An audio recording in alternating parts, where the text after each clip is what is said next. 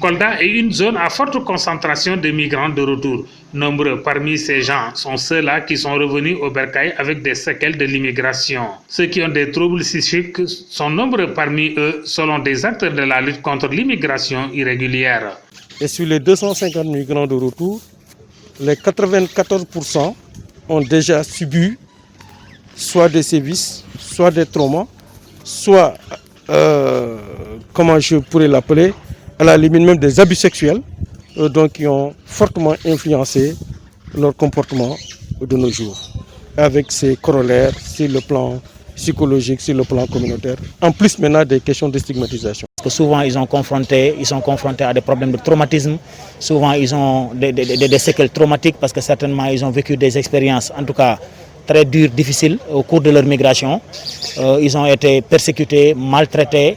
Donc ils ont également des problèmes de santé. Donc nous l'avons constaté parmi certains migrants que nous accompagnons. Ils ont des problèmes de santé dus à l'hépatique, dus à d'autres types de maladies. D'où un projet de promotion de la santé mentale des migrants de retour.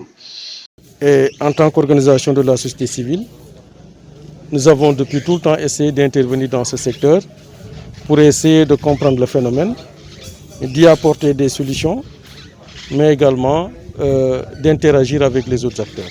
Et de plus en plus, on a approfondi la question, on s'est rendu compte également qu'au-delà un peu de ces troubles psychologiques qui ont un impact sur la vie de leur projet d'intégration, même au niveau communautaire, au niveau des familles, il y a énormément de problèmes. À la limite même, il y a des problèmes de sécurité.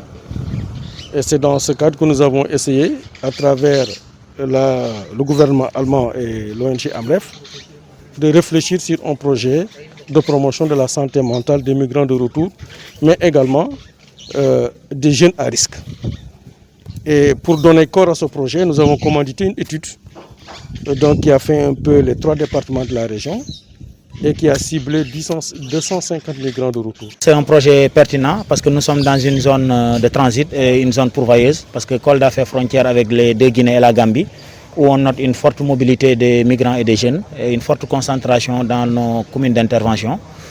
C'est pourquoi ce projet qui est appuyé par le ministère fédéral de la coopération économique et du développement, donc le gouvernement allemand, mis en œuvre par l'ONG La Lumière, sera exécuté en tout cas dans la région de Kolda, donc dans les 3 départements. Concomitamment à l'appui en soins de santé, c'est aussi une manière d'amener ces migrants de retour à bien mener leur phase de réinsertion sociale.